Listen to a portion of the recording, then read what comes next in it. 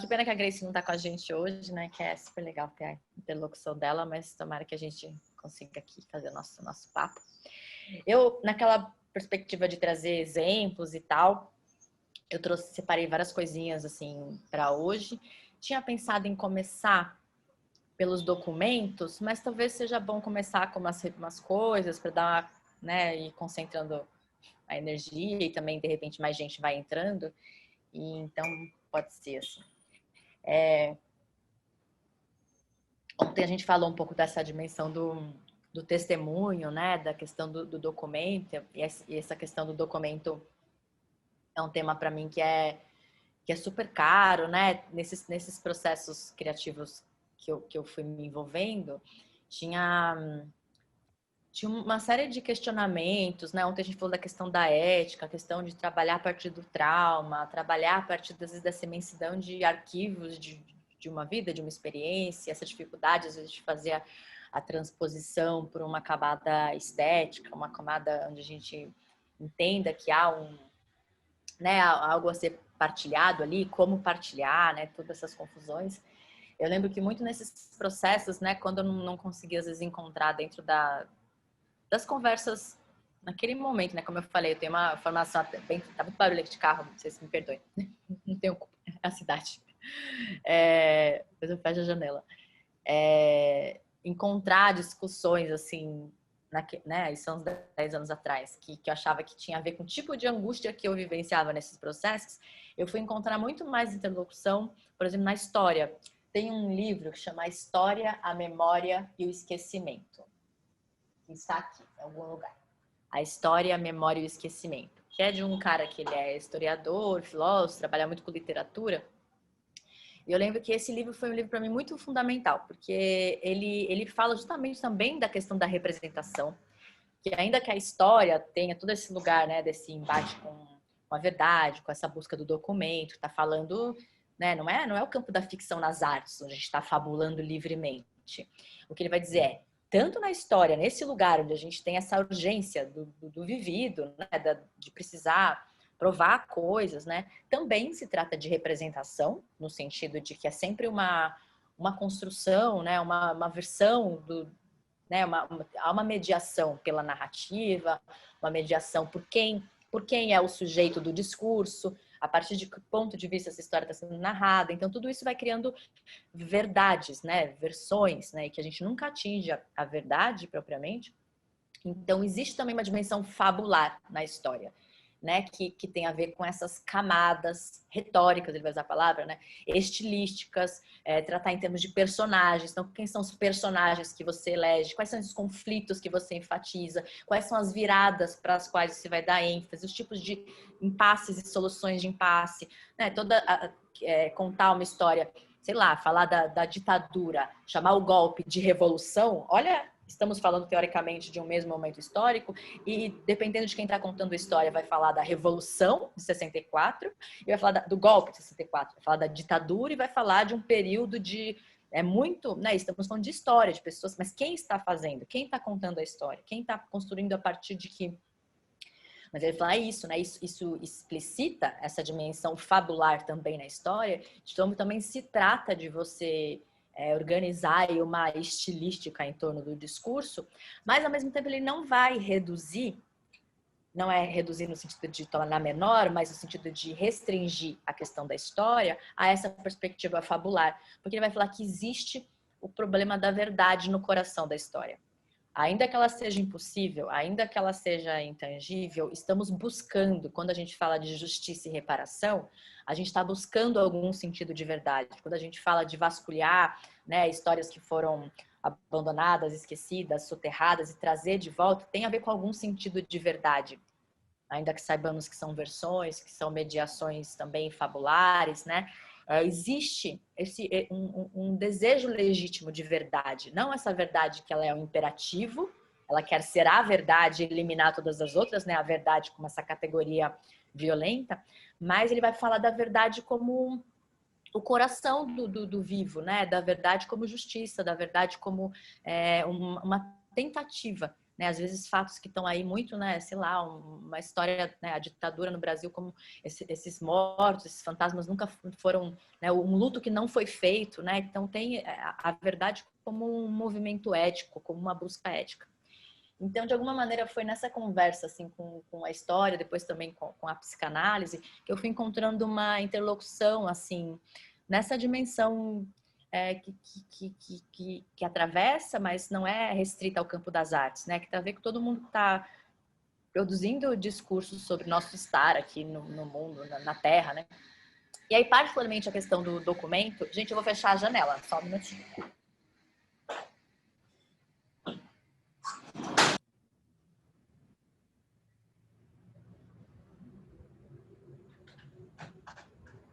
Desculpa.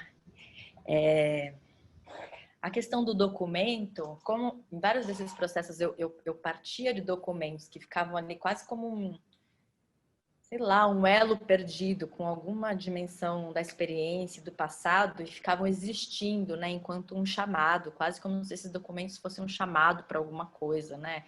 Pensando aí numa jornada mítica, né? O que é que chama para começar? Uma jornada de experiência, uma busca, seja ela, né, pessoal, política, espiritual, né?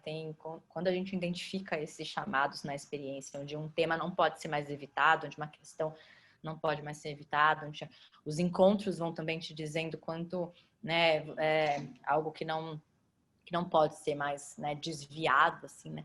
E nesses processos tem muito essa dimensão do documento que fica, né? No caso do Conversas, tinha essa caixa que eu fiquei recolhendo por muitos anos, esses papéis que meu pai escrevia, né? Porque ele não falava. E eu ficava recolhendo e guardando, às vezes numa mesa de bar, às vezes, né? Ele pedia uma coisa, escrevia para falar com um moço no posto de gasolina, ou uma conversa entre a gente, né? Eu comecei a recolher esses papéis e tinha alguma coisa ali que eu demorei muito para entender o que era. Acho que não entendo completamente, mas tinha alguma coisa nesse silêncio, nessas conversas fragmentadas. Você tira um papel ali do contexto, você não sabe quem exatamente é o interlocutor, qual é exatamente o assunto. Você pode ir compondo esses, né, criando conversas, outras conversas ali a partir daquelas que estão ali misturadas em anos de diferença entre uma e outra.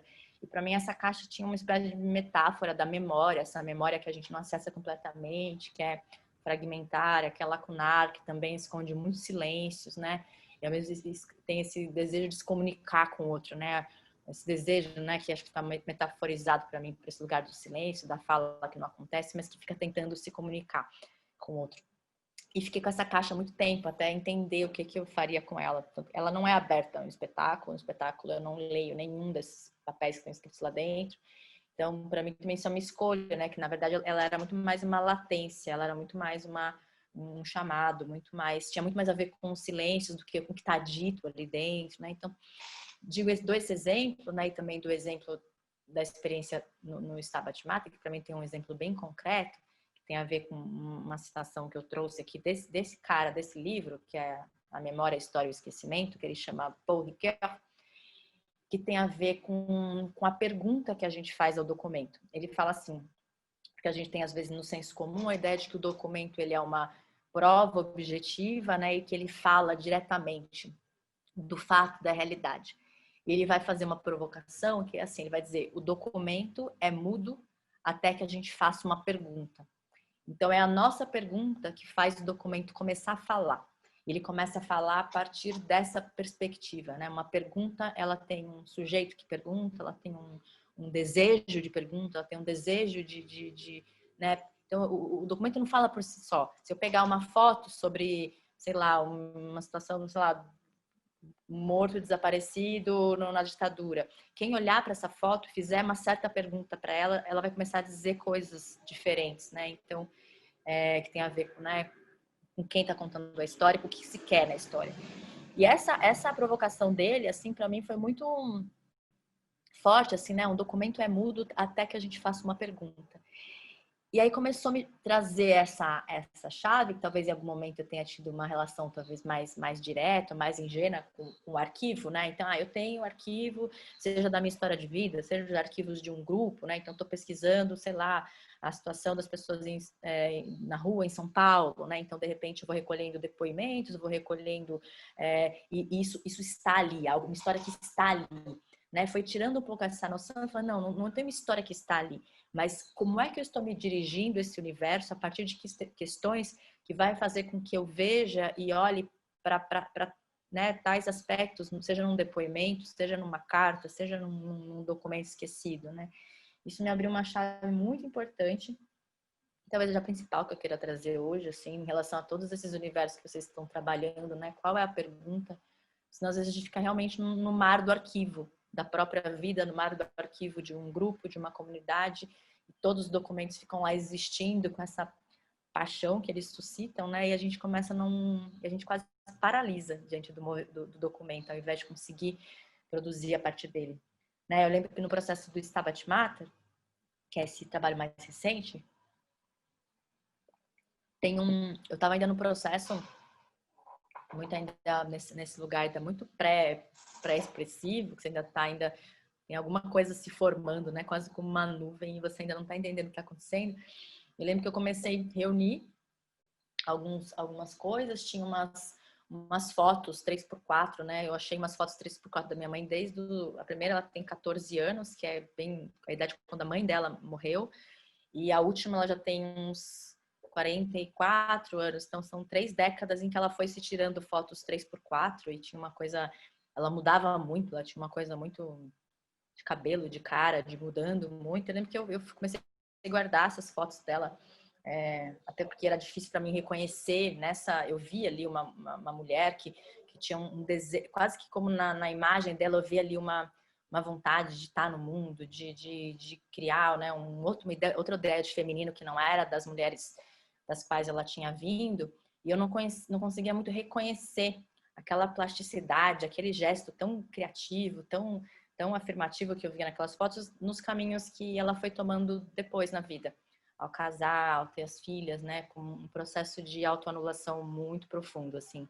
Então tinha alguma coisa nessas fotos que me causava, qual é o elo que se perdeu entre essa mulher que fez muitas rupturas em algum momento para não estar uma certa expectativa e que depois não conseguiu sustentar esse caminho, né? Então tinha isso que ficava lá.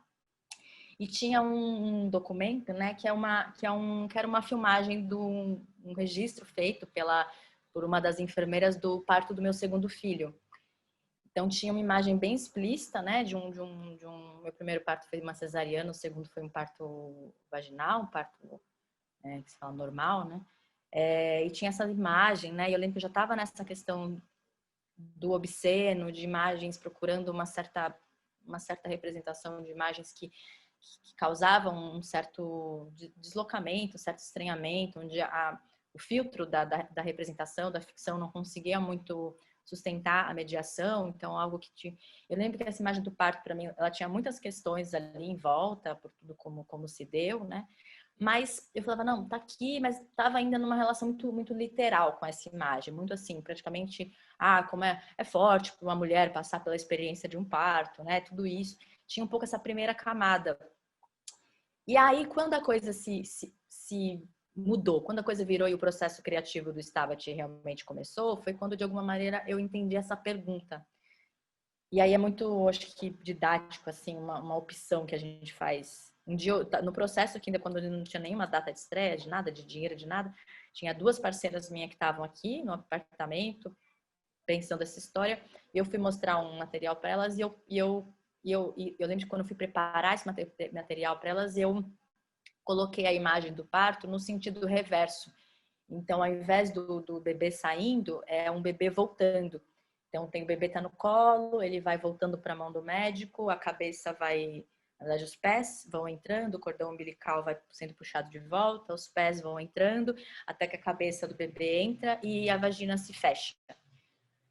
Para mim, isso é muito importante, porque quando eu entendi que o movimento do parto não era voltando, eu entendi a pergunta em relação ao material que eu tinha ali. Não era sobre a minha experiência em ser mãe, não era sobre isso que é essa, mas era sobre voltar para essas origens, voltar para essas matrizes femininas da onde eu derivo, era voltar até lá, nessa Virgem Maria, esse ideal feminino, ocidental, branco, era voltar e ver como é que essa dicotomia santa, puta, mãe, as outras organiza, né? E a gente teve um caso essa semana, né, que está aí nas mídias sociais, isso acontece todo dia e de formas ainda piores, mas quando a coisa se evidencia na mídia, né, quase didática, e a gente sabe quanto se com aquela menina é assim, a gente imagina o quão pior é com tantas outras mulheridades, né, que a gente tem. Mas é tão didático, a misoginia é tão didático que essa cisão ainda acontece, né? Quem é, a gente falou disso ontem, quem é o digno, né, de ser preservado, cuidado, e quem não é digno, né? Isso vem dessas matrizes. Então, quando eu entendi que o movimento era olhar para trás e não começou a criação do espetáculo, né? Então a pergunta era sobre esse voltar, essas origens, não era sobre a experiência do parto, a experiência de ser mãe, não era sobre isso, né? Então começa assim nossa fala de hoje com esse relato, né? E uma citação que é desse moço, Porriquet, que ele fala: o documento não está simplesmente dado, como a ideia de rastro deixado poderia sugerir. O documento é procurado e encontrado. Bem mais que isso, ele é circunscrito. Nesse sentido, constituído, instituído documento pelo questionamento. Então, ele é circunscrito, né? Ele é instituído documento pelo questionamento, né? Ele inverte. E acho que isso é bem interessante. Aí, eu queria mostrar para vocês umas coisinhas que eu separei.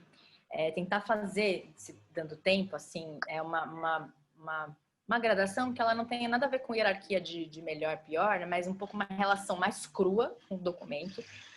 Uma relação onde os documentos... Tem até uma frase que eu separei de uma artista que eu estudo muito, que é a Angélica Lidl, que ela fala da literalidade do documento. E acho que muitas vezes me vi, né, nessa coisa hipnotizada assim, pelo documento. E acho que isso é uma coisa que eu vejo vários artistas que passam por essa relação muito brutal assim, com o real. E aí, então, tem acho que 2 exemplos que eu queria dar, que acho que estão mais essa relação crua com o documento. E dando tempo, mais 2 exemplos que acho que vão se afastando dessa relação mais literal com o documento e vão encontrando uma maneira de lidar com eles, né, que vai ser mais ou, né, como é que eu posso usar? Poesia não é nada a ver, assim, mas são outras que não é tão narrativo, ou por exemplo, no caso da Fia Menar, que é uma diretora artista trans que eu conheço, né? Ela faz um trabalho totalmente sem texto, completamente plástico, de teatro híbrido, artes cênicas, onde é a matéria, a maneira como ela usa a matéria no teatro, que vai falar dessa matéria que é o próprio corpo dela, as escolhas dela em termos de transição, né? Onde não é mais por exemplo, se a gente pensa num espetáculo como o Manifesto Transpofágico, da Renata Carvalho, onde você tem documentos ali mais literais, né, apontando para um dado biográfico, para números, né, do transfeminicídio, né? Então tem essa relação muito direta com o documento. E essa experiência, por exemplo, da FIA, que tem uma experiência saturada, né? Os flamengos na flora poética, de uma saturação, de você vai transformando esse documento numa cor, num objeto, né? Sei lá, alguém falou ontem das artes visuais, que às vezes a gente entende mais esse passo, né? Mas no teatro também me pergunto. A minha irmã, só um minuto.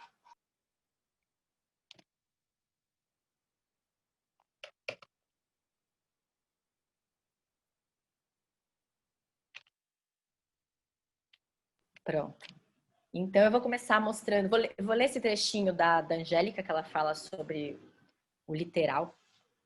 Ela fala, é uma tradução meio ruim do espanhol, mas eu vou fazer assim. Estou encurralada, cercada pelo literal. Você consegue continuar escrevendo algo além do exclusivamente literal? Ela pergunta.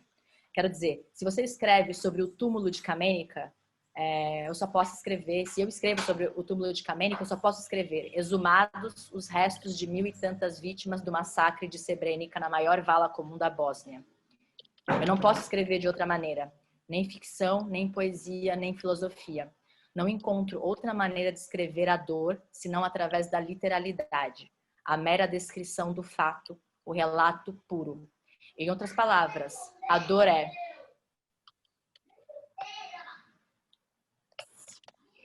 Em outras palavras, a dor é exumados os restos de mil e tantas vítimas do massacre de Srebrenica. Peraí, tem uma criança causando aqui.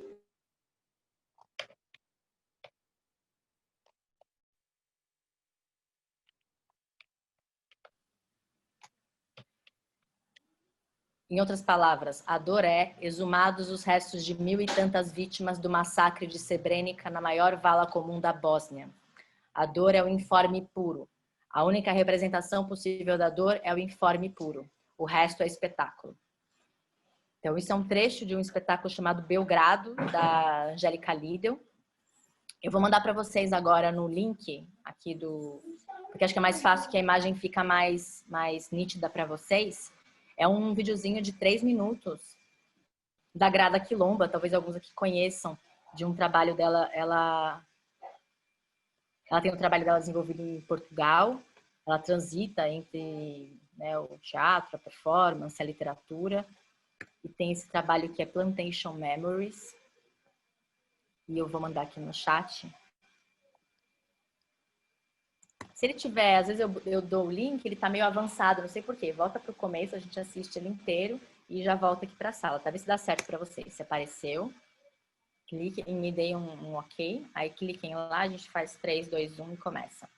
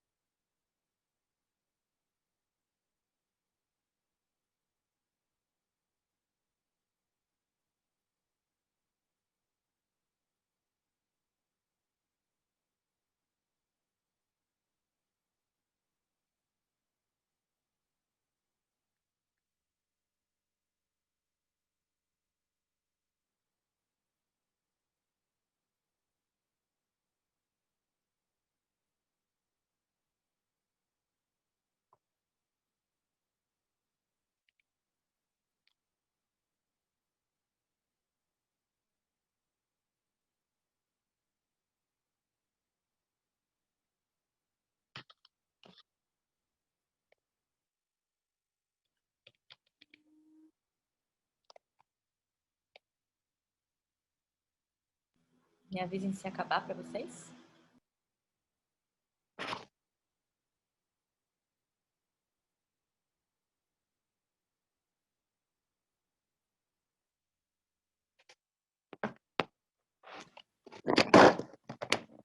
Então, e aí eu queria mostrar mais um trabalho. Acho que esse ele adota, inclusive, né, como forma, né, esse lugar da leitura, né. Eu lembro de uma outra maneira de um trabalho da Regina Galindo, que é uma performer da Guatemala, que ela até ia vir para o Brasil agora na MIT, mas por causa do Covid ela não pôde embarcar. Ela tem, se procurarem Regina Galindo, ela tem um site com muitas obras, com registro de muitas obras, e tem um trabalho dela, ela é uma performer, um trabalho de performance. Ela tem obras, é muito bonito o trabalho dela, muito especial, assim, muito condensado a maneira como ela faz essas escolhas. E tem esse trabalho que ela senta numa mesa, numa cadeira, com autos, com registros, com documentos crus, testemunhos, né, de situações de massacre na Guatemala. E ela vai lendo o depoimento das vítimas ou dos sobreviventes, né, que ainda puderam, né, estar vivos para relatar. E é uma performance onde ela simplesmente ela vai lendo esses autos e de tempos em tempos uma pessoa entra em cena e aplica nela uma injeção de amortecimento, né? Essa de dentista, que é uma anestesia. E ela continua tentando ler. E é uma performance que dura o tempo desse amortecimento total. Uma hora onde ela não consegue mais mexer a boca. Fica totalmente paralisada. E aí ela fecha os autos e se despede da mesa e sai, assim.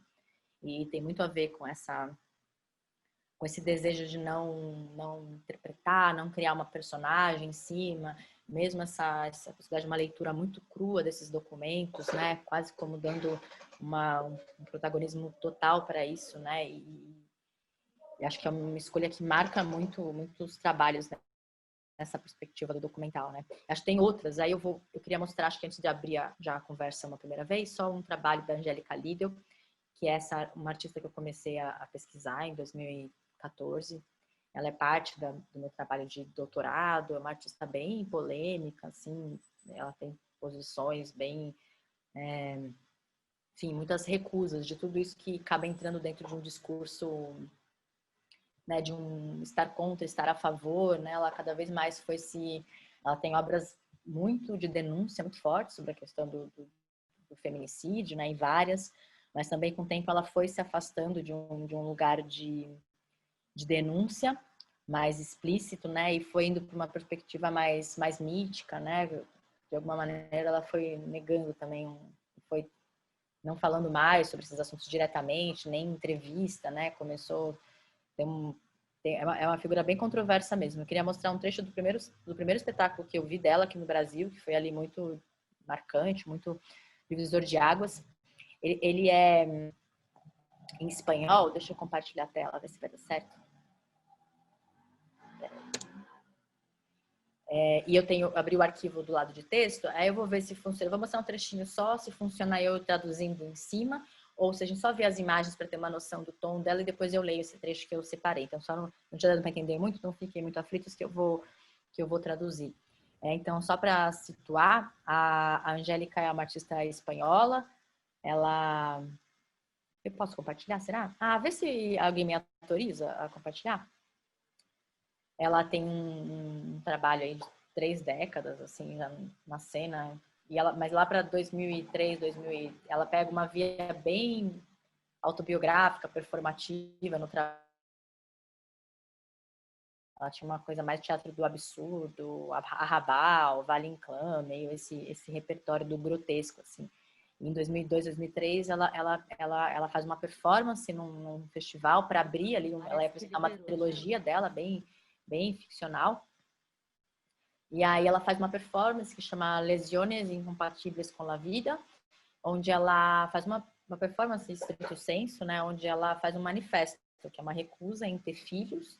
Ela reivindica esse corpo que não vai continuar no outro, que não vai perpetuar isso que ela entende que é uma desgraça na Terra, que é a humanidade.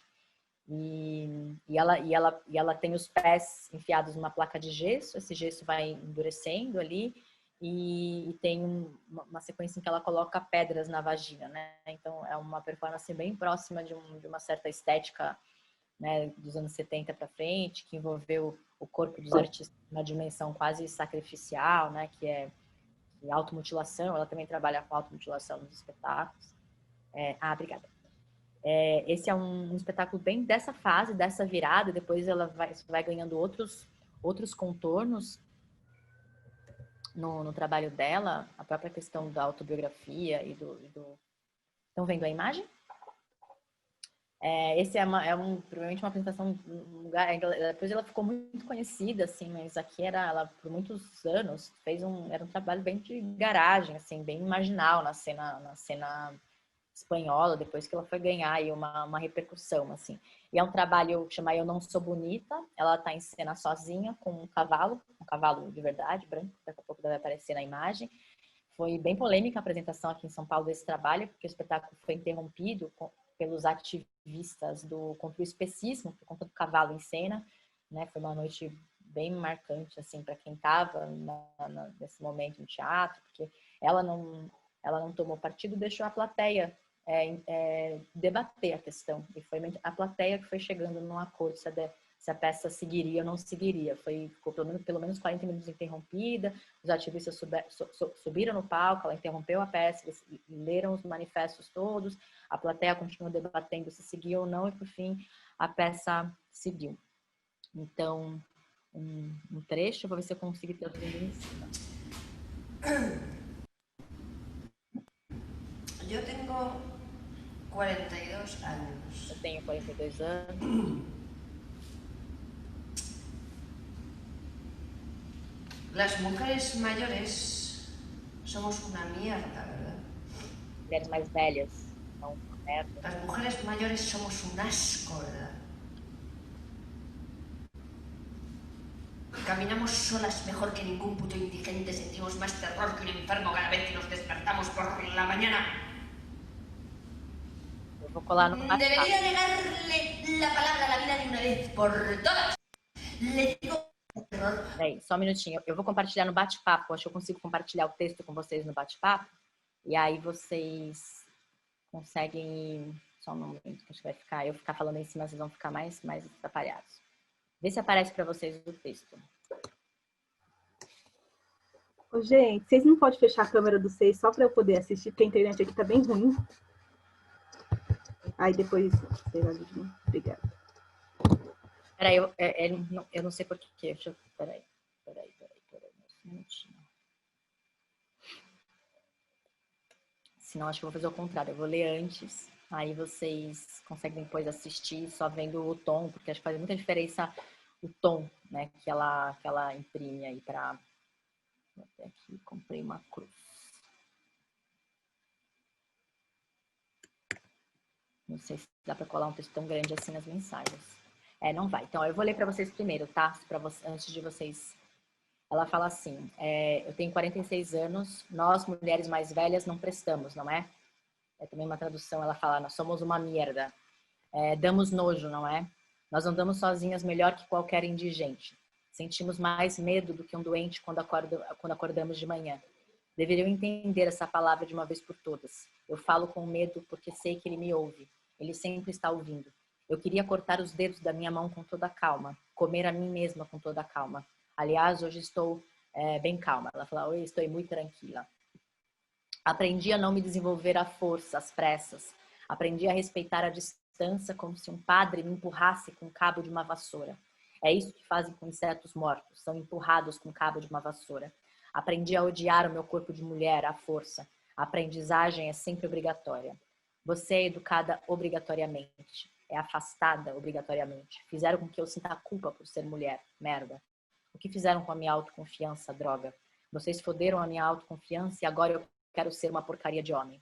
Eu quero ser uma porcaria de homem, apesar de ter nojo deles, para ter nojo de mim mesma. Eu quero ser uma porcaria de homem para ser medíocre, idiota, filho da puta e vencer, governar, impor minhas condições e regras e foder quem eu quiser sem que me fodam.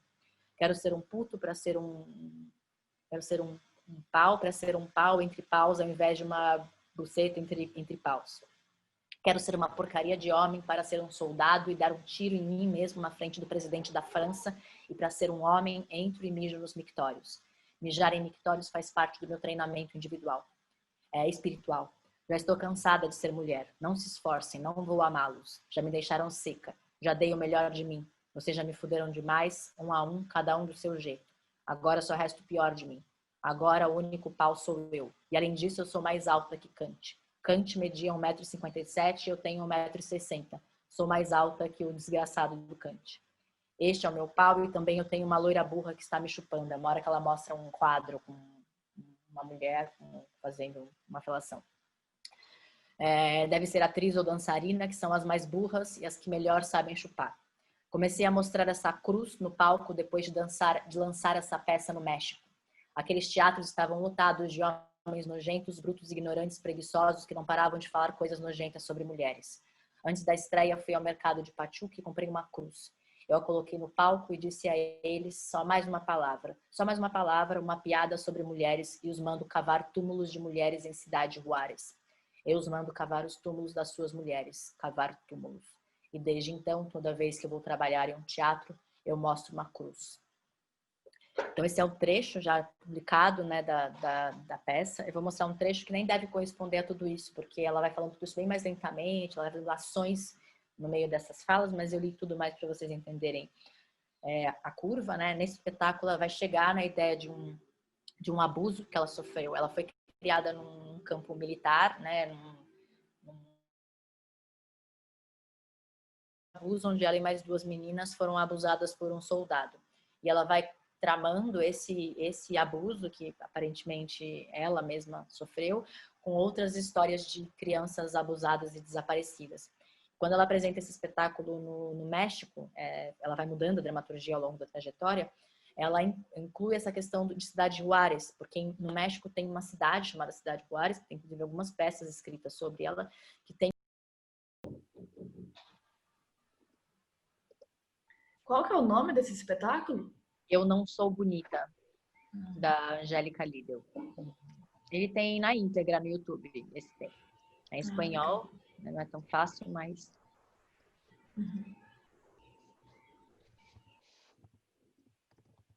É Angélica o quê? Lidl, que deixa eu escrever aqui no bate-papo.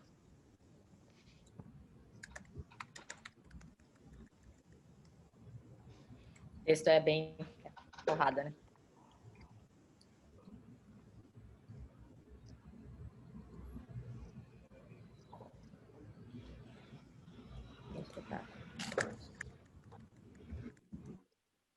E agora? Me digam se que eu posso começar, tá? Mas a gente pode esperar. Tô vendo aqui se eu acho o texto para compartilhar com vocês. Esse aqui que eu li. Uma tradução também bem ruinzinha, mas...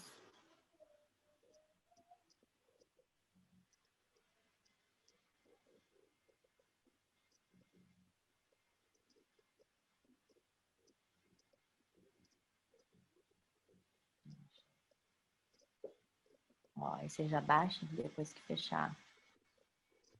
Você vai subir. Vai, ó, tá indo aí. Aí vocês baixam, que aí eles conseguem assistir o vídeo na internet e ir jogando com a legenda, mesmo que não seja muito boa. Bem digesta, assim, né? É uma artista, ela vem de uma tradição bem juntando a tradição do teatro grotesco, né? Quem conhece um pouco a Rabal, assim, bem escatológica com esse lugar da performance, arte, né? Os caras lá nos anos 70 que trabalhavam lá, tem um movimento na Áustria chamado Acionismo de Viena, que era no momento de ascensão da extrema-direita lá, os caras, né, todos eles foram exilados, presos, que atentavam lá contra os símbolos de poder na Áustria, mas trabalhavam com uma arte bem abjeta, assim, bem destrutiva, autodestrutiva, assim, ela tem esse lugar, assim, que é bem... Mas, ao mesmo tempo, ela tem uma busca esse espetáculo ainda ela está procurando alguma coisa, mas ela tem uma busca do belo, ela fala de uma relação com o belo, de uma relação... Ela vai caminhando para um lugar bem pictórico, assim, na maneira de construir os quadros, né, de compor a cena, assim, tem uma perspectiva bem mítica, assim, de teatro, cada vez mais. Falta alguém, gente? Eu tô falando assim para... Eu acho que a gente já pode começando, né? Pode? Tá, só porque a gente... Então, e aí tava falando da coisa de Cidade Juárez, né? Tem várias, se vocês quiserem procurar na internet, tem muitas coisas sobre isso, porque tinha um índice tão absurdo de feminicídio lá que não entendiam por que era tão discrepante assim. Existiu uma matéria de um jornal, de um jornalista que, intrigado por essa situação, foi investigar e descobriu-se que existia um pacto. É uma espécie de cidade, isso não é cidade dormitório que chama, mas está ligado a um complexo de indústrias, fábrica, né, onde tem muitos homens trabalhando, e que tinha uma espécie de cartel, de acordo ali, para você entrar e para você pertencer ao esquema, você tinha que matar uma mulher como uma prova de pertencimento. É muito brutal o que aconteceu nessa cidade, assim. Era um requinte de crueldade mesmo, assim, porque quanto mais você exercia essa força, mais você dizia que tinha poder, que você pertencia a esse grupo, né? Isso foi um escândalo mundial, tem um monte de peças escritas sobre isso, porque era realmente um pacto.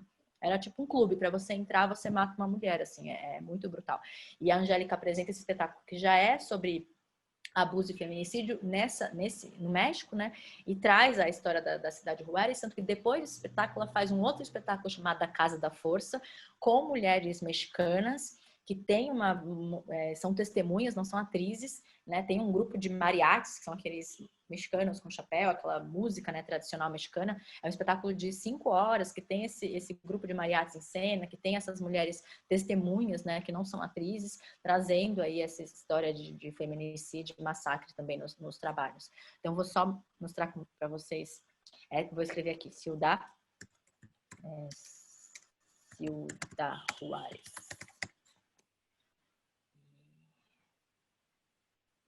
A gente já viu um trechinho, mas um pouco pela maneira como ela trabalha a voz, a presença dela.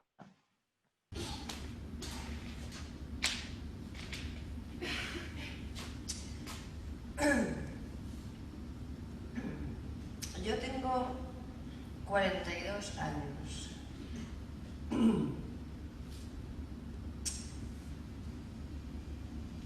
Las mujeres mayores somos una mierda, ¿verdad? Las mujeres mayores somos un asco, ¿verdad? Caminamos solas mejor que ningún puto indigente, sentimos más terror que un enfermo cada vez que nos despertamos por la mañana. Debería negarle la palabra a la vida de una vez por todas. Le digo cosas al terror porque sé que el terror me escucha, el terror siempre está escuchando.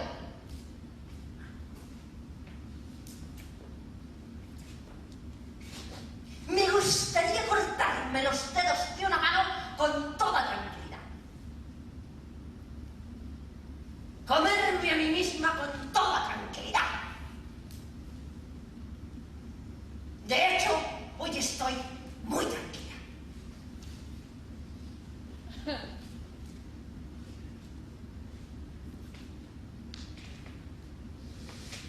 Eu vou avançar um pouquinho, porque aí tem uma série de ações que ela vai fazendo pelo espaço, com as garrafas, com...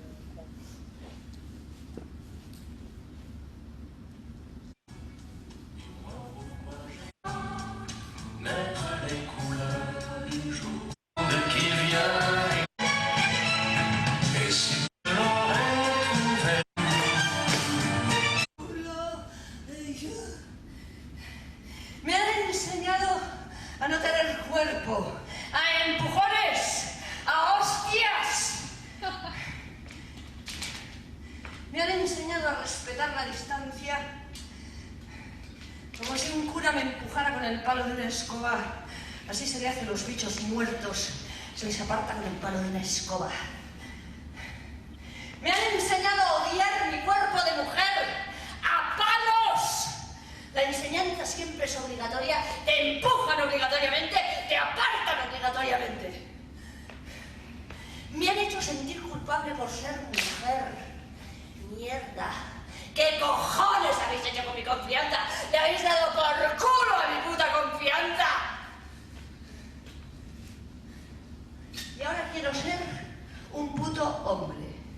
Y quiero ser un puto hombre, aunque los hombres me den asco, para sentir hombre, para ser un imbécil, un mediocre, un hijo de puta, y triunfar y gobernar y poner mis propias reglas y mis propias condiciones y joder a quien yo quiera y que no me jodan. Y quiero ser un puto hombre para ser una polla entre las pollas y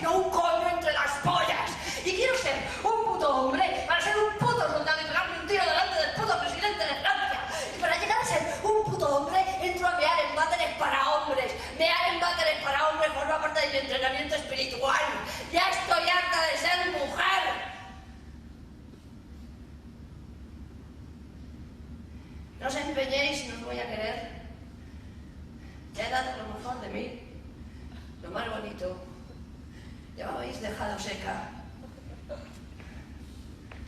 Ya me habéis jodido bastante. Cada uno a vuestra manera. Ahora solo queda lo peor de mí. Aquí la única polla soy yo.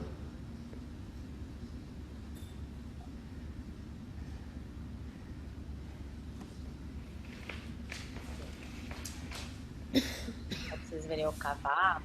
Es que tengo una rubia boba que me la chupa. Ah, do cante. Bom, a gente não vai ficar tanto tempo. Não, pra vocês verem as imagens. É bem crua, que é uma peça que ela faz nesse formato quase de. Eu queria que vocês mostrassem o cavalo. Cadê o cavalo? Bom, aí tem a parte que ela trabalha com mutilação também. Enfim, como vocês... Ah, não achei o cavalo. Aqui, ó. É super bonito porque ela tá brincando com esse imaginário dos contos infantis, da ideia da princesa, do príncipe, esse ideal também, né? Esse cavalo branco que vai invertendo também, usando desse imaginário, né? Tem uma hora que ela faz uma paródia aí da história das menininhas da Branca de Neve, né? Que tem que levar a menina para o bosque e trazer as partes do corpo dela para provar que ela foi morta mesmo. E ela vai parodiando um pouco esse universo dos contos de fada e vai, ao mesmo tempo, somando com essa camada documental, né? Que a única testemunha do estupro, né? Que ela sofreu foi o cavalo, que estava na situação quando o soldado abusou das meninas, né? Então, ele está em cena um pouco como metáfora desse lugar, né, desse conto de fadas, né, transformado em pesadelo, mas também com essa testemunha silenciosa de, né, a gente sabe o quanto a questão do estupro tem a ver com, a gente está vendo isso, né, com não ser um lugar que acontece no íntimo, no doméstico, e você não tem lugar de testemunho, o que sobra é a palavra da vítima e o quanto ela é desacreditada, né, e fica esse cavalo lá, ela cumplicia com ele, assim, como essa única testemunha. Então, deixa eu interromper aqui. Acho que eu queria agora abrir a palavra para vocês. Tem mais algumas coisinhas aqui que eu vou vendo quanto tem a ver ou não com a conversa, que seria, depois também aí deixo os nomes para vocês procurarem, se não couber, no nosso, deixa eu ver o sobrenome dela, Anitanda, Célia, não está certo, tem 2 L's, que é uma artista sul-africana que veio com um espetáculo chamado Black Coffee aqui no Brasil, e a Fia Menat, que ela é francesa, uma diretora trans que vem do circo. Ela tem uma prática no teatro, nessa cena performativa, com a questão do corpo, da matéria, que é muito interessante. Só deixo aqui para garantir que a gente não saia daqui. Tem coisas na internet, né? Mas que aí tem um pouco essa relação menos literal com o documento, né? Tem muito a ver com a presença do corpo, com o jogo com a plateia, tem um lugar de humor, né? Muito forte no caso da Nintendo, né? Super irônica, né? Ela faz um white face, não sei quem viu, né? Ela faz um white face no espetáculo, ela é uma inglesa chiquérrima, né? E ela vai brincando com isso, né? Incrível o trabalho. E a Fia também, que tem as coisas ela trabalha com engenheiros, com físicos, né, para pensar a questão da matéria. E tem tudo a ver com o processo dela de transição, né, como ela, a trajetória da performance, não na história da performance arte, mas a performance no circo, a noção de risco no circo. Então ela faz uma junção muito interessante para o teatro, onde ela vai trabalhar a matéria gelo, a matéria vento, a matéria, várias materialidades, né, pensando o corpo também como matéria, só para não deixar de mencionar, se der tempo a gente assiste junto. Mas agora eu queria muito passar a palavra para vocês, e ontem eu falei do documento, né, que fosse também talvez um pouco misturado, se quiser pegar a palavra, né, por que se trouxe, por que trouxe, né, e se faz alguma conexão um pouco com as coisas que estão aqui. Se tiver conexão, se não tiver, tudo bem, mas um pouco que a gente possa compartilhar mais a fala agora.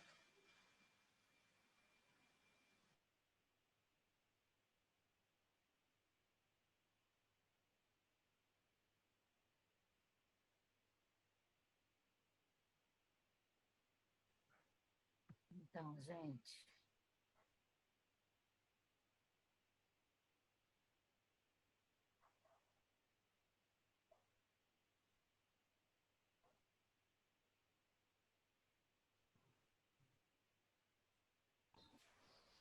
Alguém trouxe o documento, quer falar um pouco, mas também não é obrigatório.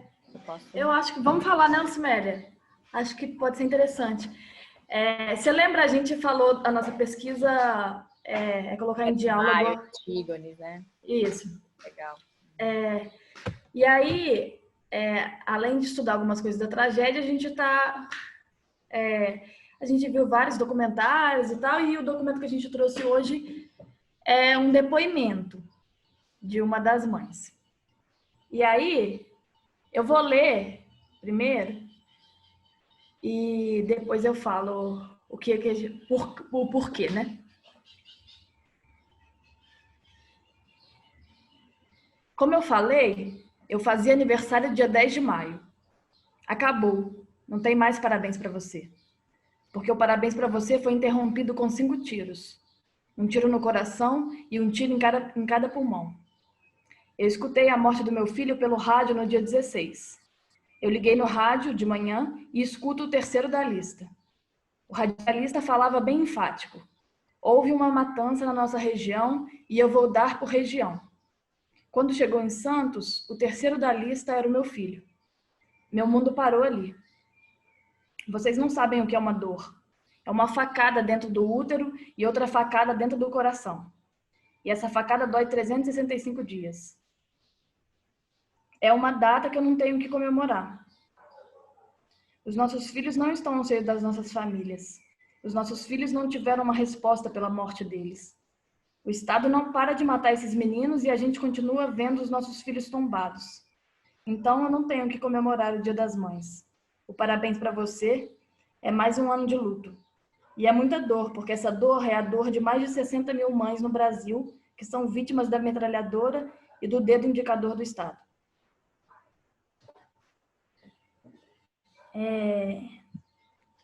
A gente tem uma coleta assim, de depoimentos, alguns documentários e alguns livros também, onde elas contam as histórias e tal. Mas, sobretudo, a ideia deste depoimento que a gente elencou para trazer, para compartilhar, é porque a gente está pensando em que contexto que a gente vai trazer essa narrativa, e a ideia é ter como plano de fundo uma festa. Então, a gente vai ter uma preparação de uma festa, a situação, o contexto é um contexto de uma festa que não vai acontecer. E aí esse depoimento ele traz essa questão da comemoração, né, da festa de aniversário. Eu acho que é um elemento que a gente quer linkar nessa estrutura que a gente está criando para elaborar a dramaturgia dessa criação. Eu tô botando aqui no chat, só como referência, para depois vocês procurarem, porque ontem vocês já tinham falado, eu já tinha pensado em umas referências, porque essa história de juntar um material de testemunho, de arquivo, com uma ficção, né, a Antígone, por exemplo, né, tem alguns exemplos muito interessantes nesse sentido. E aí eu coloquei, só porque você falou da festa também, o Mapa Teatro é uma companhia colombiana que trabalha muito essa dimensão do testemunho e os rituais, a festa como um lugar de, né, eles têm o tema da festa como uma questão. Tem um espetáculo que eu vi chamado Santos Inocentes, que eles juntam um registro documental de uma festa que acontece em Guape, na Colômbia, que é uma festa onde as pessoas saem mascaradas na rua, chicoteando umas às outras. E é uma festa, que as pessoas vão, é tipo um carnaval, é uma brincadeira meio violenta, porque tem os chicotes mesmo, né? Mas a maneira como eles estranham essa festa, o material vai ficando em câmera lenta, eles vão justapondo a depoimentos de, né, a guerra das Farc, né? A gente tem uma história de genocídio, de guerra na Colômbia, né? Muito, muito forte. E é justamente nesse contexto de uma festa estranha. E a festa é a dramaturgia dos três, é uma trilogia dos 3 espetáculos que vem depois. O site deles é muito cheio de coisas, assim, pra vocês procurarem, é muito legal. E eu lembrei também só de mais 2 experiências que tem a ver com essa coisa da sobreposição da ficção e do documento, que é no caso, a Lola Arias, que é uma diretora argentina, ela tem a questão da ditadura, ela fez um chamamento na internet na internet, no mundo, enfim, de pessoas que fossem filhos da ditadura, que tivessem pais que se envolveram com a ditadura, seja de que lado fosse, seja do lado da resistência, seja do lado do Estado. E ela faz esse espetáculo Me Vida Depois com essas pessoas. Uns são atores por coincidência, porque tem pais ligados à resistência, e vários não são atores. Era filho de um padre, tem várias histórias lá. Inclusive, uma das meninas que é filha de um general, e que no próprio espetáculo ela abre os autos, porque por conta do processo ela descobre que o pai dela sequestrou o irmão dela, que ela achava que era irmão dela de combatentes que foram assassinados pelo Estado. E esse pai dela, que é o general, fica com esse bebê, cria como filho, e ela processa o pai, e todo esse auto tá no espetáculo. Só mais uma coisa que eu lembrei, que é um filme chamado Orestes, que agora eu não lembro o nome do diretor, é um filme brasileiro, que ele usa da história da Oresteia, do Orestes, para falar da ditadura no Brasil. E ele propõe uma espécie de psicodrama entre os participantes do filme. Quem era pró-ditadura, quem era contra a ditadura, ele usa da estrutura do psicodrama e da lógica do parricídio, né, no Orestes, para falar, né, dessa violência. Enfim, acho que tem vários fios aí que vocês conseguem puxar, que é muito fértil. Assim. Obrigada.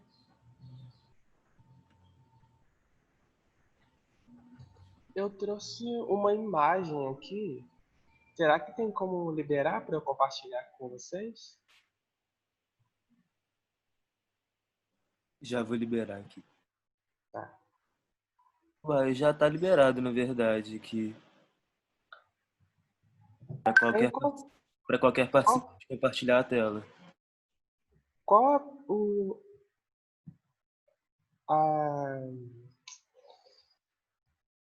a região aqui da tela que eu faço isso? Na... Celular ou computador? Como? Você tá com o celular ou com o computador? Computador, tô no computador. Tem uma setinha verde embaixo, na parte inferior. Ah, nossa, na minha cara. Estamos aprendendo, normal. Apareceu aí para vocês? Então, eu tô num estágio de tentar achar uma intencionalidade para construir essa dramaturgia dessa videodância que eu estou buscando, assim, construir a partir desses materiais que eu venho levantando já tem, acho que uns 2 anos, assim. São imagens e alguns áudios de conversas que eu tive com a minha avó materna, que é essa aí da foto, e com algumas tias minhas, tanto da família materna quanto da família paterna.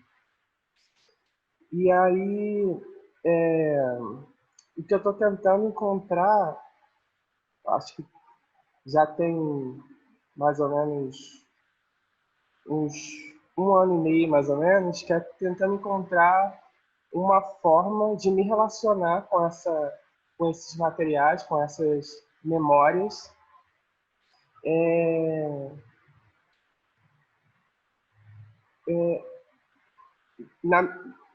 na tentativa de transmutar, eu acho que essa dificuldade de elaborar essas memórias. Assim. E aí eu acho que essa imagem ela é muito sintomática assim, do projeto, que é um retrato dos meus avós maternos, dentro dessa forma que não corresponde à existência deles, assim, né? Tanto em questão de vestimenta, assim.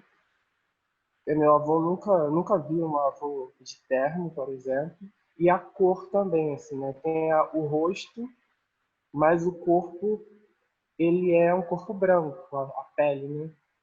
A estrutura desse corpo é uma estrutura branca, assim, e a pele também é branca. E esses estados, essa busca por esse estado de exaustão é uma busca de tentar encontrar uma interioridade, assim, né? Um outro corpo que surge a partir do meu corpo, uma tentativa de construir um outro corpo, assim, que acontece, assim, né? Quando eu chego nesse estado de exaustão, parece que as coisas se diluem, a minha percepção da realidade se dilui, assim, né, em relação a essa identidade, assim. E aí o que eu estou tentando é fazer essa ponte, assim, agora, desse estado de exaustão para essa concretude, tanto dos materiais que eu tenho em relação à memória da minha família, quanto em relação à minha identidade mesmo, assim, né, quanto homem negro no Brasil, assim, e tentando me aproximar também de questões traumáticas da minha trajetória, assim, né, pessoalmente, assim, não da minha família. E eu tô com essa dificuldade, assim, né, e esse lance das perguntas eu achei que deu uma... Pode ser um norte, um sul, talvez, assim, para minha pesquisa, assim, né, de começar a fazer perguntas para esses materiais e aceitar esse desnorteamento, assim, né? Porque eu tô desnorteado, já acho que desde que o projeto foi aprovado, eu tô aqui nessa peleja de tentar estabelecer uma relação com a câmera, mas a câmera ela não dá esse feedback, assim, acaba que não cria muito espaço para a imaginação, assim, fica o corpo lá naquele estado disforme, assim, por formas que eu não consigo elaborar também. E aí eu estou tentando me aproximar de pessoas que eu consigo ter contato nesse contexto de quarentena, assim, amigos próximos, e mostrando e convidando para vir me filmar também, e para ver se eu consigo encontrar essa intencionalidade, assim, né? E sair desse estado que eu tô agora, assim. É nesse lugar que eu tô, assim, do projeto, do processo. Eu vou só comentar uma coisinha, não vou querer se roda mais para todo mundo falar, mas porque te ouvindo, né, eu fiquei, quando você falou a coisa da foto não corresponder à realidade, é muito forte isso, porque a gente tem essa relação da foto, né, como uma prova, né, essa relação do documento como prova. Aí quando você falou que essas roupas eles não vestiam, essa imagem não corresponde, né, isso é muito... Enfim, tem alguma coisa aí que é muito, muito... Porque é isso, né, ou esquecimento, ou o quão rápido a gente perde o acesso a uma geração anterior e quanto é um privilégio acessar uma genealogia, né? Se a gente pensa na população negra, quanto esse corte é muito mais violento e brutal. E aí você tem esse acesso de avós, né? Mas com essa imagem forjada, que também não corresponde, né? Tem alguma coisa muito fantasmagórica, né? Uma ficção, né? Um simulacro. Tem alguma coisa... Porque, eu pensei nisso, mas porque tem uma coisa, às vezes, que é o dispositivo. Às vezes a gente fica na questão do mar dos arquivos, né? Eu lembrei de um projeto de uma menina que eu acompanhei, que ela tinha uma foto só. E essa foto, ela era ela guardava ela com uma estranheza, porque é uma foto muito simples, que tem umas 16 pessoas na foto, assim, e sabe quando eles pegam a foto no meio de uma gargalhada? Então tá todo mundo, assim, no meio de uma gargalhada muito iluminada, assim. E ela... Por que ela tem essa foto e guarda com estranheza? Porque ela tem uma família onde ninguém se fala, onde há um total silêncio, onde existem muitos tabus, onde a família é toda rompida, cada um pro lado. Então ela olha para essa foto onde todo mundo estava junto, né, nessa expressão radiante, ela não identifica. E ela cria um dispositivo. Ela vai com essa foto para cada uma das pessoas que estão na imagem e dá a foto na mão. E a pessoa começa a falar a partir... Desde uma bisavó que tem 90 e poucos anos e começa a misturar todas as histórias, inventar coisas no sentido de projetar fantasias até as pessoas que não querem falar. E aí na lacuna, né, é um documentário, é tudo filmado, na lacuna do que não se quer dizer, o filme começa a acontecer. Então eu só te dou esse exemplo que às vezes a gente não encontrou ainda o dispositivo. Às vezes toda a sua chave está nessa questão da ficção na imagem, do simulacro. Então, X, né? Enfim, é um passo muito adiante, começar a brincar com você, de imaginar, de falar, né? Óbvio que a nossa cabeça já começa a ir. Mas, às vezes, qual é o dispositivo que começa a mover, né? Então, a gente fica com um monte de coisa na mão e não consegue, né? E não sei, me chamou demais atenção isso de um documento que ele é uma ficção, né? Que não corresponde à realidade. Oi, gente. Nossa, eu queria comentar que o meu coração tá bem disparado, porque eu trouxe uma foto muito parecida que o Rafa trouxe. E ele fez essa provocação e eu tô muito mexida com essa provocação dele. É uma foto. Eu nunca fiz isso de compartilhar a tela, mas eu vou tentar compartilhar com vocês. Vocês estão vendo? O compartilhamento da minha tela? Não, só tá Não, é. preto. Mas qualquer coisa, então, depois, deixa eu ver aqui, deixa eu ver. Ah, tá, compartilhar. Eu acho que vai rolar. Olha aí, se vocês não estão vendo a foto. Tá entrando. Foi. Estão vendo? Foi. Nossa. Sim, Vocês estão vendo? sim. Sim. Sim, caramba. Nossa, meu compartilhamento. Só queria falar pra gente trocar uma ideia depois, Rafa, porque você Sim, mexeu com comigo aqui. certeza. Vamos sim.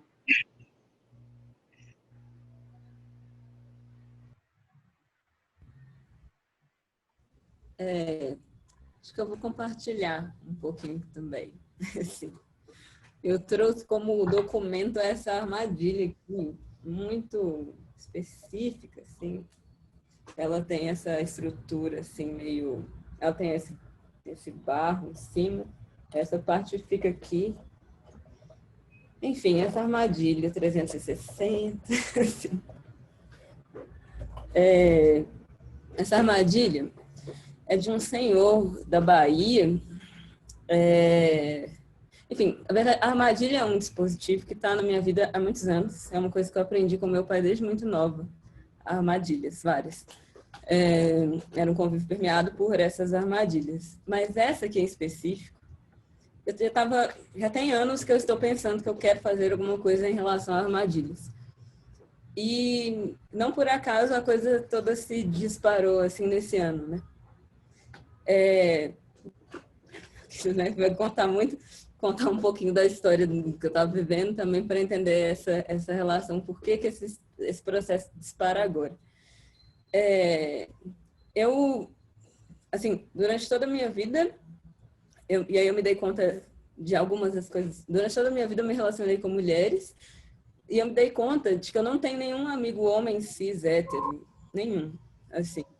Então eu percebo que esse foi eu sempre, durante toda a minha vida, estive em desvio desses corpos, assim. E nunca tinha parado para pensar nisso, mas talvez por entender nesses corpos uma ameaça, assim. Então, nessa tentativa de criar uma bolha segura e confortável, eu me afastei desses corpos de modo muito orgânico, assim. E aí, de repente, eu me vejo, assim, numa relação não monogâmica com uma pessoa que é bissexual e eu acabo tendo que conviver com esses corpos e isso me deixa, assim, de uma maneira, tipo, desesperada e faz eu perceber que eu preciso criar autodefesa, assim. E aí eu escolhi essa armadilha aqui. Eu tenho algumas armadilhas, né? Porque eu estou no processo de colecionar armadilhas e agora eu vou até entrar num processo meio expedição, assim, que eu vou fazer uma viagem, vou passar por Serra Grande, Cachoeira, Salvador e aqui mesmo em BH, recolhendo armadilhas. E se eu encontrar alguma armadilha de alguma mulher, eu vou deixar ela assim intacta, tal como é, mas a ideia é desmontar essas armadilhas que vários homens vão fazendo e montar uma outra. Plasticamente, dentro das artes visuais, eu vou fazer isso, né? Porque essa pesquisa ela está se dando em dois campos, assim. E aqui eu fico mais perdida, então estou tentando encontrar ainda, entender isso. Mas curiosamente você trouxe aquela... Você falou sobre a Laís Machado e a gente está num processo junto, assim, que é da Frestas, que é onde eu estou desenvolvendo essa outra dimensão dessa pesquisa.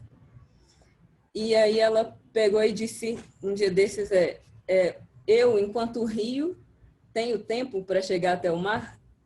E eu me fiz essa pergunta, assim, aqui também, dentro desse processo, de me dar esse tempo de percorrer isso, até chegar ao mar, né, dessa pesquisa, assim.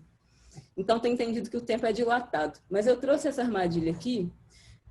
Enfim, eu conheci esse senhor lá em Belmonte e ele tinha a casa toda azul, assim, e um amigo meu que me levou até lá. E tudo era azul, e isso já me causou um encanto, porque é uma cor que tem uma relação muito forte, assim, com o meu trabalho e tudo. E aí, eu vi essas armadilhas, gostei, porque eu já estava com isso em mente, e aí eu pedi essa armadilha para ele. A casa dele tinha duas partes, uma que estava de frente para o rio, e aí você atravessava uma rua e essa casa continuava ali numa outra parte. E aí estava todo mundo nessa casa, que não era no rio, e aí depois era o quintal dele, era do outro lado da rua, assim. E aí ele falou, não, beleza, assim, eu vou te dar uma armadilha, vamos lá. Aí eu falei, vamos lá então buscar. Aí eu fui buscar com ele, e aí de repente um senhorzinho fofo ali, assim, de repente ele me dá essa armadilha, mas ele ao mesmo tempo dá em cima de mim, me pega assim pela cintura e pergunta se eu tenho namorado, e umas coisas. E isso aconteceu, assim, um número de vezes, que vocês não fazem ideia do quanto, assim, é muito, é o tempo inteiro isso acontece. E então, tenho pensado aí, né, modos de usar essas armadilhas deles para criar algo que eu ainda não sei o nome para se dar a isso, assim, porque é nítido que não é um desejo de repetir o mesmo processo, né, assim, mas enfim, então essa armadilha é muito simbólica para mim, e eu vou desmontar ela em breve, assim. E aí, nesse processo aqui, eu tenho feito uma coisa que é ficar em algumas posições, assim, da capoeira que são de forte tensão muscular, e ficar em pausa, por entender que a armadilha também é uma dimensão muscular, é um corpo que é uma dimensão mais do músculo do que da pele ou do osso, assim, né? Então, ela fica ali o tempo inteiro armada, então é um corpo contraído, assim, que de repente relaxa, quando ela desarma, esse relaxamento da musculatura, que é o momento dela captura, né? E aí a tensão é do outro que foi capturado, né? Então, é uma coisa que está à espreita, né? É um corpo em espreita. E então eu estou num processo de criar esse corpo em mim, enfim. Então fico nesse treinamento muscular, mas ao mesmo tempo às vezes fico perdida de para onde levo isso, como transpor esse processo, enfim. E enfim, aí acho que é isso, assim, que eu tenho para dizer. Não tenho assim necessariamente uma pergunta, não sei, mas foi só uma mesma partilha disso que eu entendo como documento, né, dessa pesquisa. E é isso, assim, tipo, eu entendo que eu não, tudo isso que eu falo para vocês não é necessariamente algo que eu vou compartilhar em termos de comunicação desse trabalho, no sentido de que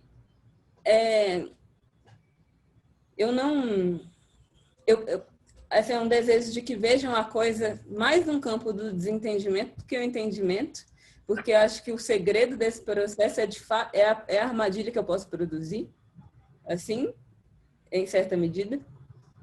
Bem, não sei, acho que é isso. Nossa, muito, muito legal. Eu fui falando, não vou comentar, porque aí dá tempo, mas enfim, aqui vem.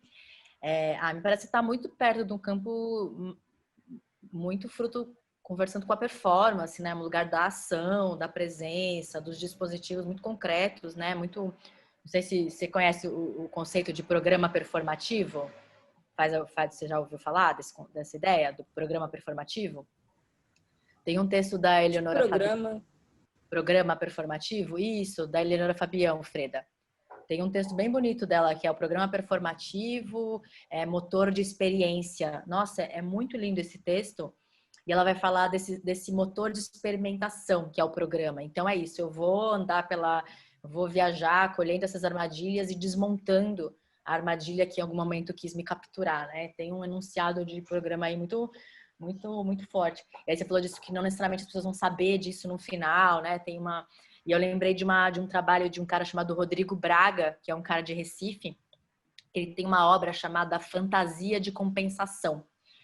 Esse nome da fantasia tem, porque é justamente de criar um mascaramento, porque quando você lê o processo dele, quando os escritos dele de processo, ele conta a origem biográfica de onde vem, mas a obra mesmo é um trabalho que ele fez, que gerou muita polêmica, porque ele pega um cachorro já morto, né, que já morreu dentro de um desses abrigos de cães abandonados, né, ele pede autorização para a faculdade de zootecnia, sei lá o quê, e ele faz uma obra a partir onde ele trabalha digitalmente um rosto de um Rottweiler fundido com a cabeça dele. Ele faz um molde plástico da cabeça dele em silicone e tal, onde você tem uma impressão muito realista de que a cara do Rottweiler real, e você vê todo o processo de manuseio, a exposição fotográfica é esse processo, a cabeça dele, até todo o manuseio do corpo do cachorro, até isso que ele chama de uma...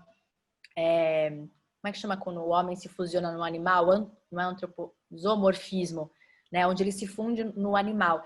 E quando você lê os relatos, tem muito a ver, porque ele conta a história de uma criança muito frágil, e ele conta de uma memória onde ele viu um cachorro sarnento na rua e ele era muito frágil, muito tímido, tinha síndrome do pânico, ele não conseguia se relacionar com as pessoas. E ele se identifica com esse cachorro magro e frágil e ele cria essa fantasia de compensação como uma espécie de máscara de como é que seria, né, se fusionar nessa força desse Rottweiler, né, essa coisa da coisa do músculo, né, da posição. Mas é isso, ninguém tem acesso a essa experiência autobiográfica, né? Você tem essa imagem muito forte que é de um homem fundido ali na imagem de um Rottweiler. E aí lembrei também do trabalho da Fia Menard, que está no teatro, mas ela não se preocupa em fazer uma transposição do que a gente entende por teatral. Tem um espetáculo que ela constrói em cena uma casa de papelão em tamanho real, um espaço incômodo, real, que ela constrói, e dura 1 hora que ela fica montando e cai. É todo o esforço dela em montar essa casa, que é inclusive uma imitação de uma acrópole grega, né? Ela está brincando com esse edifício aí da cultura ocidental, ela constrói de papelão, então é uma engenharia, né? Isso está em planta baixa no teatro quando você chega, e você vai acompanhando a ação dela de tentar montar sozinha.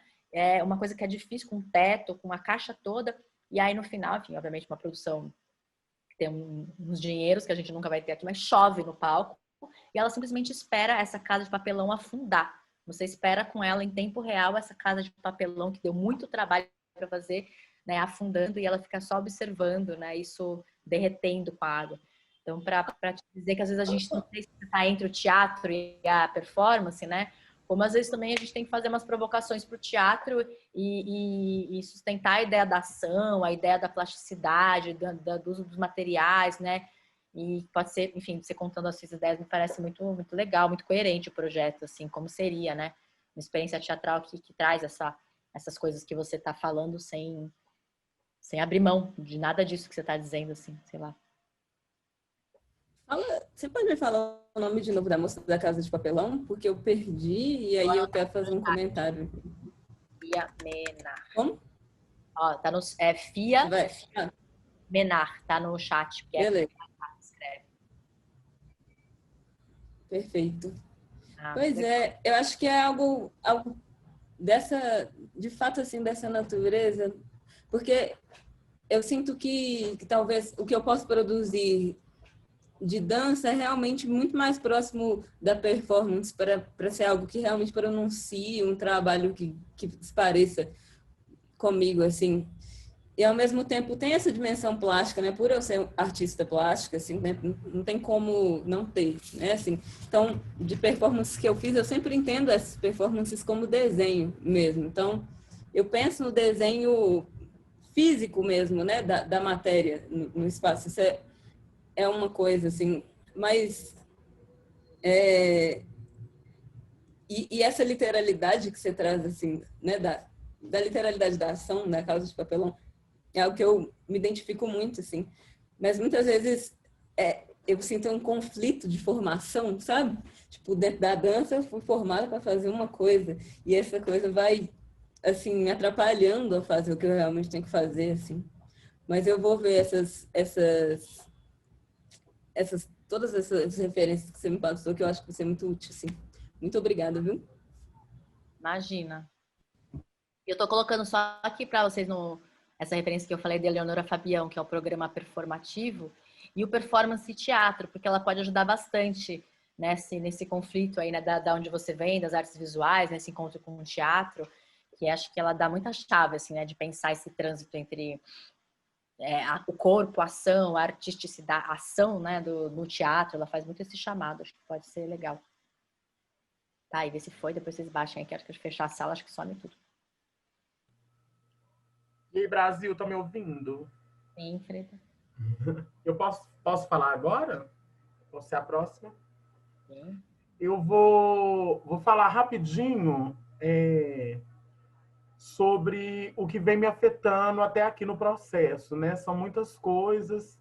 Inicialmente, as propostas que eu trouxe lá no projeto, quando a gente se inscreveu, mas eu acho que, de forma geral, né, nós todos já fomos afetados por outras coisas também, que atravessaram as nossas propostas até aqui.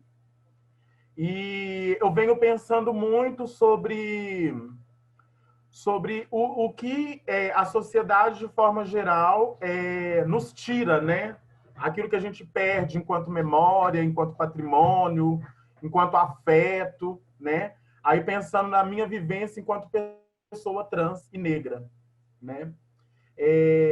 E tenho pensado muito também em como isso já vem sendo uma prática, né, entre aspas, colonial, né? Desde o período colonial, quando o povo negro foi trazido de África, escravizado, muita coisa já foi tirada, né? Inicialmente essa liberdade, né? E eu tenho me relacionado muito também com a questão das minas de ouro em Ouro Preto, porque existe um saber, né, que foi trazido junto com esse povo em diáspora, e até esse saber foi tirado, né, dessas pessoas, né? Então a gente tem aqui em Ouro Preto um número muito grande de minas de ouro. Hoje em dia essas minas, algumas estão abertas à visitação turística, né? Outras se encontram nos fundos de casa, como depósitos de lixo, né? Mas até o saber, né, dessas pessoas que construíram, essas pessoas, mãos negras, que construíram essas minas, foi tirado delas, né? Porque se a gente for pegar na história oficial que é contada e que é levada às escolas, né? Isso não aparece, né? Esse protagonismo negro, nesse saber, né, de construir essas minas, né, a forma arquitetônica, o jeito certo de construir e de extrair o ouro, né, isso não aparece. Então, esse saber também foi tirado. Então, eu tenho tentado ligar, né, essa lógica, né, colonial a tudo que nos é tirado hoje na contemporaneidade, né, enquanto pessoas negras, enquanto pessoas trans, né, tentando fazer esse paralelo. Eu tenho transitado muito nos textos que eu recebi, porque eu fiz um chamamento. Eu vou ligar a câmera, gente, porque é estranho não ver minha cara. Eu fiz um chamamento no início do ano, que foi um chamamento para autoras e autores trans, mulheres trans, homens trans e pessoas não binárias, para compor uma publicação literária, né? São textos poéticos, crônicas, todos escritos por pessoas trans. Então, eu recebi um material muito grande para essa publicação, que eu tenho feito a curadoria e tenho tentado costurar, né, esses textos de alguma forma a partir de uma ação, uma afetação performática, que é a escrita que sai da pele, né? Então, eu estou trabalhando o meu processo aqui no laboratório a partir desses textos, né, que recebi e que tenho tentado estabelecer, de certa forma,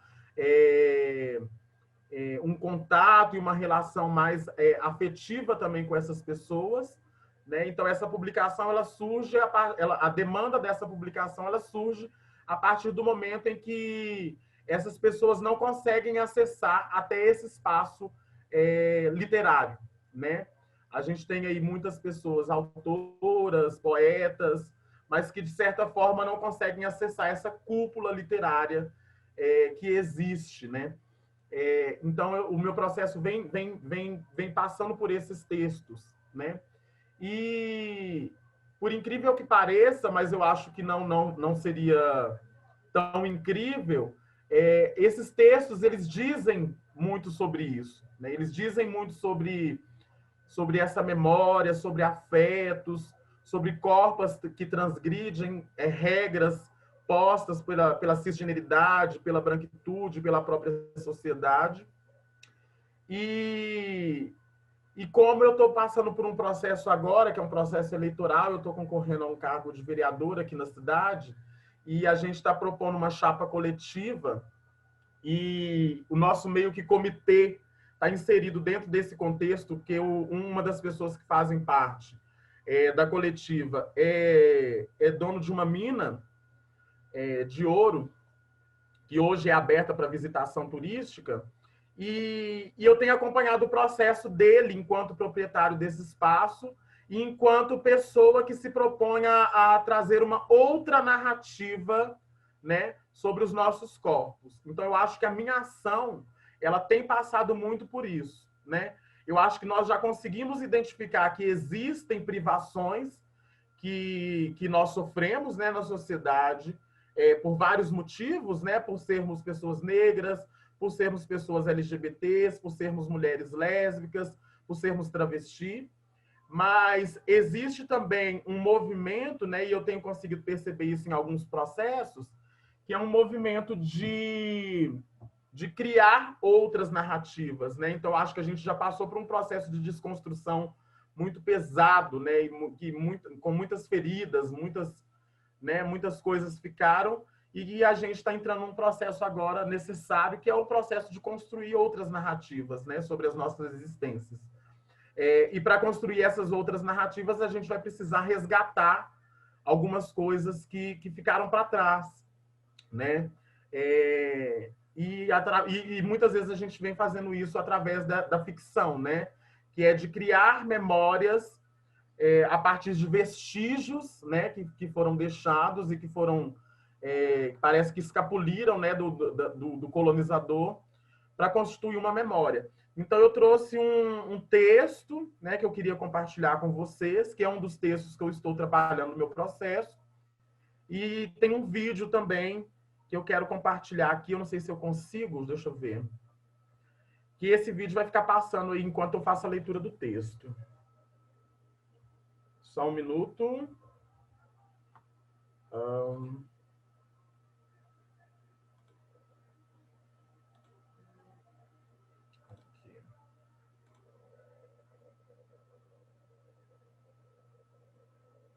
Rolou? Não. Era que tá indo. Ah, vai abrir aqui.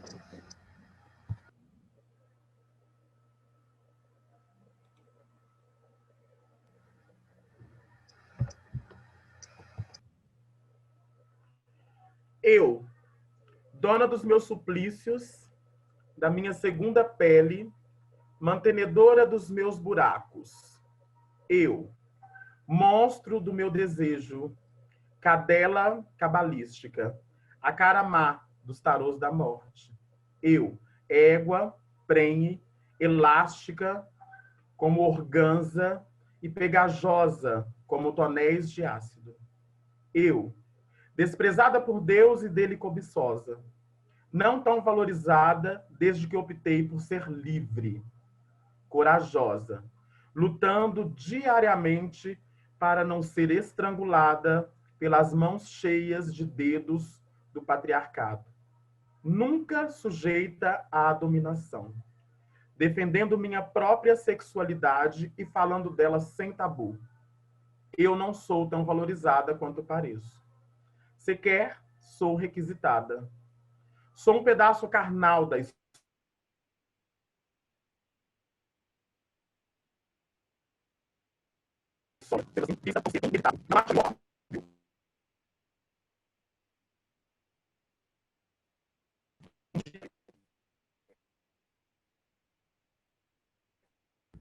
Fred, eu não sei se é só para mim, vocês estão ouvindo ela? Travou pra mim também.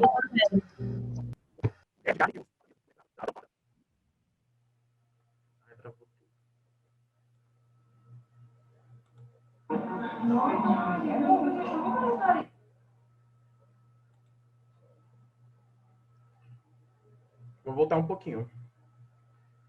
Sou um pedaço carnal da história. Sendo assim, vista como ser inevitável. Não acha meio óbvio um dia ver de perto a revolta?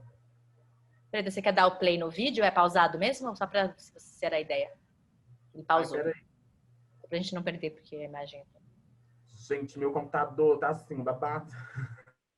Eles não nos aguentam mais, os computadores. Vingando da gente. Eu acho que a gente pode também desligar as câmeras, todo mundo, e ver se melhora um pouquinho.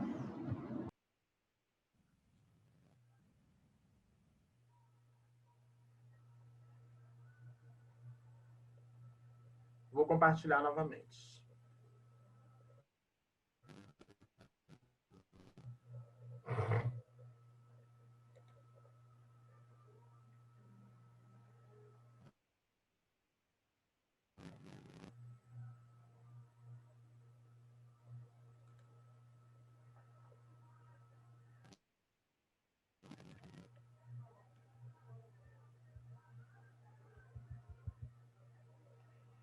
Mulher de carne e osso. Foda.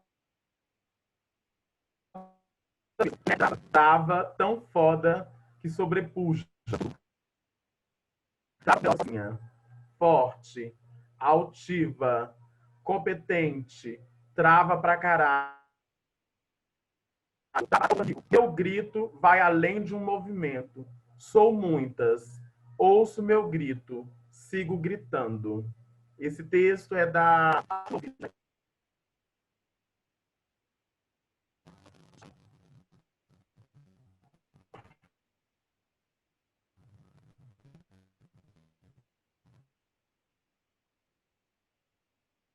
Acho que travou de novo, né, gente? Travou. Ai, que pena.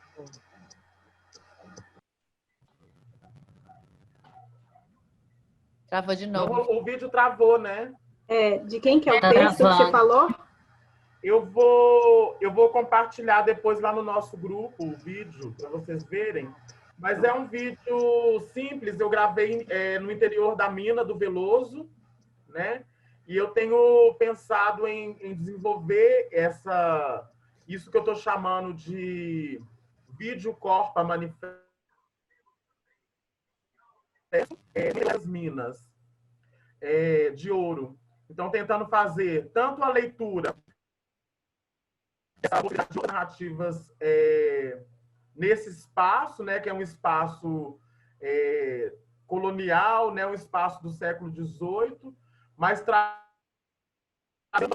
esses espaços, quanto fazendo a releitura das corpas transvestigêneras. É da Luísa Iris, é uma mulher trans, e ele faz parte da coletânea de textos que permitir será publicado na coletânea ali.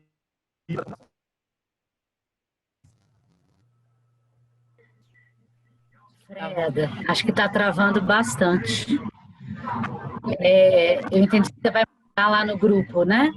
O vídeo. Gente, é o seguinte, eu vou jogar lá no grupo. Se precisar sair daqui a pouquinho, a gente já ultrapassou um pouquinho o nosso limite do horário. Eu vi aqui que ainda falta Veronese e Luscas para falar. Não sei se vocês querem falar alguma coisa, mas assim, a gente tem no máximo mais 10 minutinhos.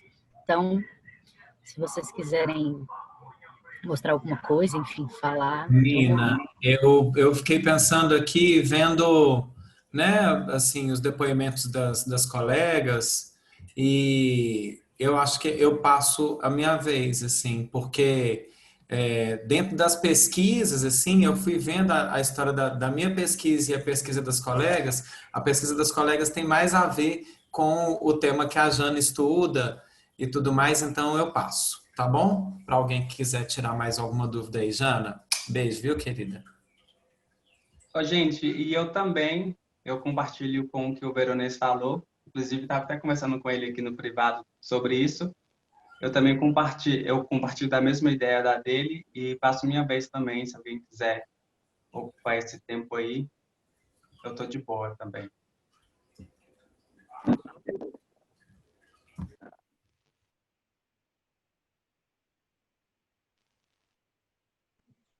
Alguém ainda quer falar alguma coisa? Eu queria só fazer uma pergunta.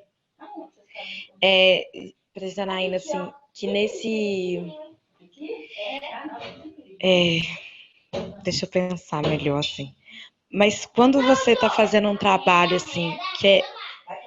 Né, meu trabalho é uma proposta de falar das mulheres da minha família, assim, com uma ampliação, é claro, assim, que eu tenho buscado bastante para realizar esse trabalho.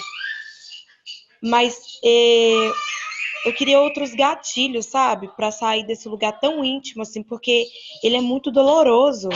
E aí você falou muito sobre essa dor ontem, e eu queria algumas outras referências, sabe? Nesse lugar que eu tô, nesse lugar que eu tô indo, nessa minha pesquisa.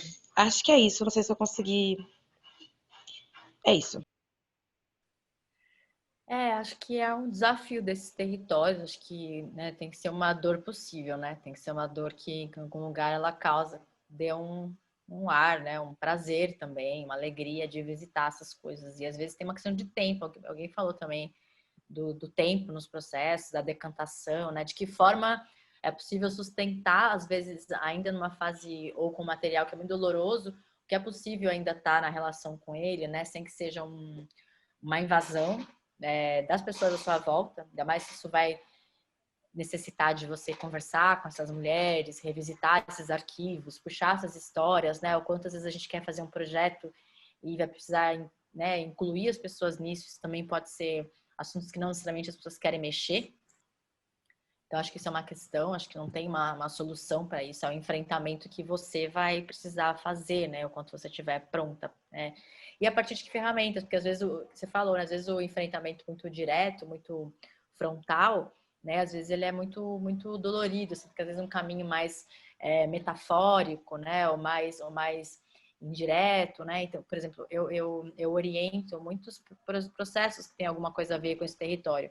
Então, essa semana eu estava numa orientação com uma menina que ela está fazendo um trabalho a partir de um tema muito, muito delicado, que é, né, a situação também de um abuso sofrido na infância por muito tempo por alguém muito próximo, né? Alguém da família, né? Quando ela fez o relato, tem horas que parece assim, nossa, como é que vai sair disso? Como é que isso vai conseguir encontrar uma camada possível, né? E, por exemplo, ela propôs uma conversa com a plateia sobre... Olha, a coisa foi para um lugar que é amparo e desamparo.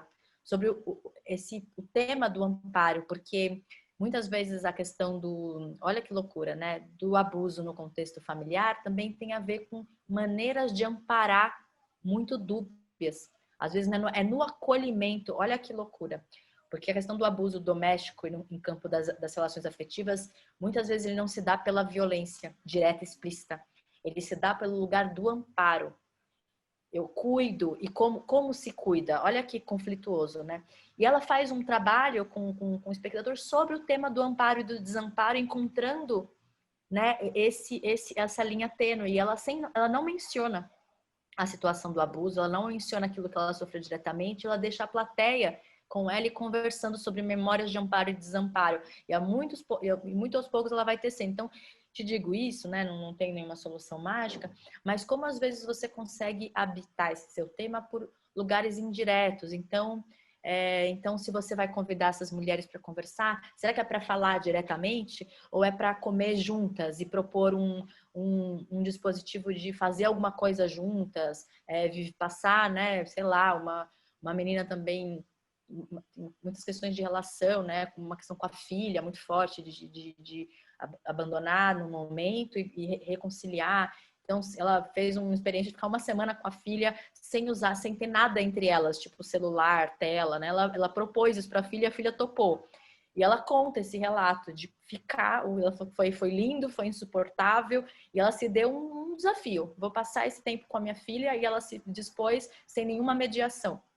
Então, às vezes é isso, uma hora que você propõe para uma mãe, uma avó, às vezes é uma maneira de acionar esses materiais, mas às vezes mais indireto, sabe? Às vezes a gente quer enfrentar o tema de frente e quando vê a gente se quebra inteiro e quebra o outro inteiro, assim. Então, acho que a única coisa que eu consigo te dar é um pouco isso, assim, ver como é que você consegue morar nesse seu tema, nessa sensação, às vezes tomando um café, às vezes, né, sei lá, não sei, mas sinto que às vezes a gente precisa conseguir estar nesse lugar sem estar de frente, senão às vezes a gente não aguenta, assim, não sei.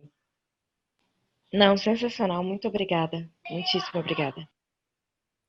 Gente, infelizmente, assim, eu preciso agora voltar aqui para a vida das crianças. Espero ter contribuído de alguma maneira, assim, só para... Ai, para Freda, você falou, Freda, eu fiquei pensando numa coisa... Desculpa, e às vezes eu fico nessa de ficar pensando nas coisas e no vontade de, né, de pensar junto. Você falou do ouro, né? Para mim, o ouro ele vem muito como esse lugar da alquimia. Tem todo esse universo do ouro que é essa mitologia de transformar o metal, né? Você falou no seu texto de uma coisa meio das cadelas, das bruxas, né? Tem um lugar meio de bruxaria no texto. Você foi entrando nessa gruta, né? Parece um canal, é um lugar que pode ser terrível, que pode ser sedutor, né? A gente pensa todos os buracos do corpo que podem ser esse lugar de ir, e acho que tem tudo a ver com o seu tema, assim, né? Essa questão da transexualidade, de um corpo revolucionado nos seus buracos, nas suas formas, né? E um corpo revolucionário revolucionado como matéria. Eu fiquei pirando essa coisa da alquimia do ouro, que tinha essa brisa, né, na galera de transformar pedra em ouro, tinha todo tratado sobre isso, tinha toda uma viagem de ser capaz de dominar a matéria e transformar em ouro. Não sei, achei muito bonito, assim, você falando essa gruta, essa questão do corpo, das suas escolhas, com esse material que é tão dominado, né? É um lugar tão de poder, o ouro, mas que ele pode ser esse lugar também de, sei lá, de uma magia, de uma possibilidade de ser bruxa, sabe? Ser bruxa no rolê. Enfim, fiquei pirando nisso. Mas que legal os projetos, gente. Vida longa aí as pesquisas. Acho que é sempre um bater cabeça. Se ele for feliz, melhor, né? Às vezes é sofrido também, mas também temos de suportar. Obrigada aí, escuta. Espero ter ajudado de alguma maneira. E a gente fica aí em contato de algum jeito, né? Sei lá como. Muito obrigada. Eu acho que foi super massa, assim. E aí, enfim, eu vou colocar tudo que Jana também colocou no chat, eu fui salvando aqui para colocar lá no grupo para vocês, os links, os arquivos. E Jana, foi super massa mesmo, muito obrigada.